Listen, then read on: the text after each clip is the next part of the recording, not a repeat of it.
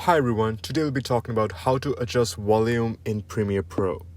Now, before we begin, make sure to like and subscribe. Alright, let's get into it.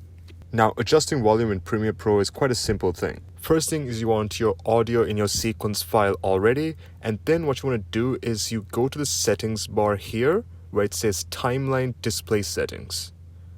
So what you want to do is you want to tick Show Audio Keyframes, and once you do that, it'll basically enable the keyframes to basically handle the audio in your audio section. And then what you want to do is you want to kind of make the audio section bigger by dragging this bar here, so it's much easier for you to determine the keyframes. And then what you want to do is you want to click P on your keyboard. That's basically the pen tool, or you can go here and select it as well.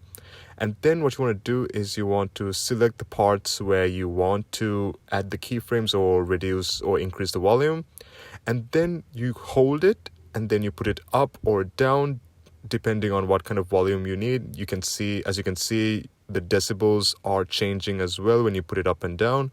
So that's pretty much it. I hope this helps you guys. Thank you so much for watching.